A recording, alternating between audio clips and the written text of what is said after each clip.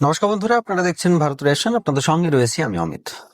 বন্ধুরা দেখুন, বিগত কয়েকদিন ধরে ভারত পাকিস্তানের ম্যাচের পর থেকে যেভাবে কন্ট্রোভার্সিয়াল বিভিন্ন রকম কথা উঠে আসছিল, সেটা আরো বেড়ে গিয়েছে যখন আমরা দেখলাম পাকিস্তানের তরফ থেকে কি বলা হচ্ছে যে ভারত নাকি বিভিন্ন টিমকে তাদের টাকা দিয়ে রেখেছে, জয়শাহ টাকা দিয়ে প্রত্যেকটা টিমের স্ট্র্যাটেজিক বদলিয়ে দিচ্ছে।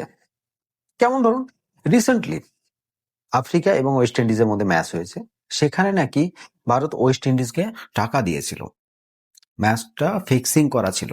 আর টাকা দেওয়ার পরে ওয়েস্ট ইন্ডিজ এত খারাপভাবে হেরে যায়, যে কারণে ভারতের সেই ফাইনালে ওঠার যে রাস্তা সেটা আর একটু সহজ হয়ে যায়। যদি সেদিন ওয়েস্ট ইন্ডিজ জিততো তাহলে পরে ভারত কিন্তু সম্পূর্ণ বাইরে চলে আসতো। তো এই জন্যই ওরা প্রেডিকশন লাগাচ্ছে। এখন দেখুন, উল্টিয়ে সেই বলে না যে বুমেরাং হয়ে আবার ঘুরে ওদের ওপরেই পড়েছে। কেমন, যে রিসেন্টলি আপনারা দেখলেন যে পাকিস্তান যে গ্রুপে রয়েছে সেই গ্রুপে নিউজিল্যান্ড এবং ইংল্যান্ডের মধ্যে খেলা হয়েছে। সেখানে যদি নিউজিল্যান্ড জিততো তাহলে কিন্তু পাকিস্তানের টাটা বাই বাই হয়ে যেত এই ওয়ার্ল্ড কাপ থেকে। এখন পাকিস্তানের যারা ক্রিকেট ফ্যান রয়েছে তারা কিন্তু এখন মুখ খুলছে না। তাহলে আমরা কি এটা বলতেই পারি যে নিউজিল্যান্ডকে তাহলে পাকিস্তানের ক্রিকেট বোর্ড টাকা দিয়েছে? কিন্তু সেটা তো সম্ভব নয়, কারণ ভিখারি কোনোদিন আরেকজনকে দান করে না, কারণ সে নিজেই ভিক্ষার উপরে তার সমস্ত জীবিকা নির্বাহ করে। তো স্বাভাবিক, ভিখারি কোনোদিন দান করতে পারবে না। পাকিস্তান হচ্ছে ভিখারি। পাকিস্তানের কাছে সেই অকাত নেই, সেই টাকা নেই যে তারা নিউজিল্যান্ড বা ইংল্যান্ডের মতো কোনো টিমকে টাকা দেবে যে তোমরা হেরে যাও বা তোমরা জিতে যাও, তাহলে আমাদের সুবিধা হবে। আবার আমাদের ইন্ডিয়ান মিডিয়াতে কিন্তু একটা ট্রোল করা হচ্ছে যে জয় শাহ কিন্তু স্ক্রিপ্ট রাইট করে রেখেছে, স্ক্রিপ্ট লিখে রেখেছে যে ইন্ডিয়ার সঙ্গে পাকিস্তানের আবার মুখোমুখি করবে, তাই সে একটা স্ক্রিপ্ট লিখে রয়েছে, যে কারণে পাকিস্তানকে সেমিফাইনালে তোলার জন্য ইন্ডিয়া কিন্তু যথাসাধ্য চেষ্টা করছে। দেখুন, এগুলো সবই হচ্ছে কন্ট্রোভার্সিয়াল কথা, এগুলো নিয়ে আমরা বেশি কথা বলবো না। কিন্তু আমাদের কথা হচ্ছে যে আজকে পাকিস্তান এবং শ্রীলঙ্কার মধ্যে যে ম্যাচ হবে, সেই ম্যাচে কোন জায়গায় পাকিস্তান দাঁড়িয়ে আছে সেটাও একটু দেখার বিষয় রয়েছে। পাকিস্তানে দেখুন, অলরেডি তারা একটা পা কিন্তু সেমিফাইনাল থেকে নিচে নামে ফেলেছে। তো স্বাভাবিক, তারা এখন অলরেডি পড়ে গিয়েছে, তাদেরকে কোনো রকমে আটকিয়ে ধরে রাখা হয়েছে। কিভাবে, এখন শ্রীলঙ্কার উপর ডিপেন্ড করছে। দেখুন, শ্রীলঙ্কা যদি ভাবে যে আমরা পাকিস্তানকে খেলাবো সেমিফাইনালে, তাহলে খেলাতে পারে। আর যদি শ্রীলঙ্কা ভাবে যে আমরা পাকিস্তানকে সেমিফাইনালে খেলাবো না, তাও তারা পারে। দেখুন, এখানে দুটো অপশন আসছে। পাকিস্তানের সঙ্গে শ্রীলঙ্কার একটু মাখামাখো ভাব রয়েছে, একটু মানে ভালোই রিলেশন আছে বলতেই পারেন।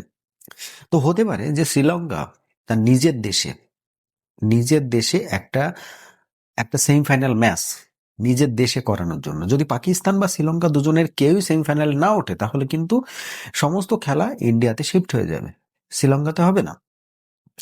এবার হতে পারে যে শ্রীলঙ্কা এই ম্যাচটা হেরে গেল, এমন খতরনাক ভাবে হারলো যে পাকিস্তান সেমিফাইনালে উঠে গেল। তাহলে কিন্তু একটা সেমিফাইনাল শ্রীলঙ্কায় হবে। আর যদি সেখানে পাকিস্তান জিতে যায়, সেমিফাইনালে যদি পাকিস্তান জিতে যায়, সেই ক্ষেত্রে কিন্তু পাকিস্তানের সঙ্গে আবার ফাইনাল ম্যাচটাও হতে পারে। তো এখন শ্রীলঙ্কা দেখছে তারা তাদের প্রফিট, এর জন্য কি করতেই পারে, না করার কিছু নেই। শ্রীলঙ্কার স্যাক্রিফাই করে দিল, সে হয়তো ওয়ার্ল্ড কাপে তার দুর্নাম যা হয়েছে হয়েছে, সে আর একটা ম্যাচ হেরে আরও একটু দুর্নাম নিয়ে নিল, কিন্তু তাদের অর্থনীতি দিক দিয়ে তো বিরাট একটা ইনকাম হবে। কারণ ইন্ডিয়ার মতো টিম যদি শ্রীলঙ্কায় খেলতে যায়, তাহলে সেখানে কি পরিমাণে মুনাফা হবে সেটা আমরা সবাই জানি। তো এক্স্যাক্টলি এটা একটা প্রবাবিলিটি থেকেই যাচ্ছে। আলটিমেটলি আমরা দেখছি যে এই প্রবাবিলিটি এমন যে হবে না সেরকম কিন্তু নয়, না হওয়ার কিছু নেই, এটা হতেই পারে, না হওয়ার কোনো আশ্চর্য রকম কিছুই আমরা দেখছি না। তখন বিষয় এটাই, শ্রীলঙ্কা কি তাদের নিজেদের পায়ে কুড়ুল মেরে ওয়ার্ল্ড কাপে এইভাবে লজ্জাজনক হার নেবে? কারণ পাকিস্তানকে জিততে হলে প্রায় 70 রানে জিততে হবে, 70 থেকে 75 রানে জিততে হবে। আর যদি যদি তারা চেস করতে গিয়ে যেতে, তাহলে দেখুন 15 থেকে 16 ওভারের মধ্যে তাদেরকে 15-16 যাবে না, হয়তো যত সম্ভব 13 কি 14 ওভারের মধ্যে তাদেরকে পুরো রান চেজ করে ফেলতে হবে।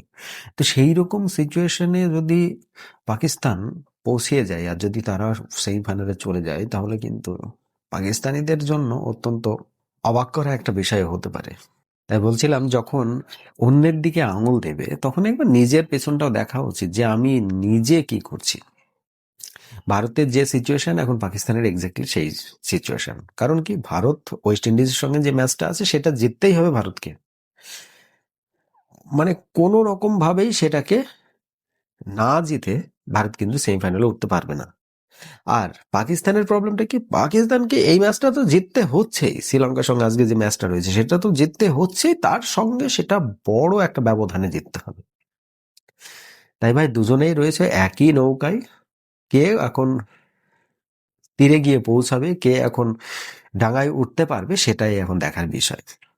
তো বন্ধুরা দেখুন, আজকের ম্যাচটা নিয়ে একটা প্রেডিকশন আপনাদের কাছে রেখে যাচ্ছি। অবশ্যই সেটা কমেন্ট বক্সে আপনারা জানাবেন যে পাকিস্তান এবং শ্রীলঙ্কার মধ্যে যে ম্যাচটা হবে সেই ম্যাচটাই কে জিতবে, পাকিস্তান জিতবে না শ্রীলঙ্কা জিতবে। অবশ্যই সেটা কমেন্ট বক্সে লিখতে কিন্তু ভুলবেন না। আর আমার ভিডিও যদি আপনাদের ভালো লেগে থাকে অবশ্যই একটা লাইক করবেন, শেয়ার করে বন্ধু মহল সকলের কাছে পৌঁছিয়ে দেবেন। আজকের মতো এই প্রতিবেদন এখানে সমাপ্ত করব। সকল ভালো থাকবেন, সুস্থ থাকবেন। ধন্যবাদ।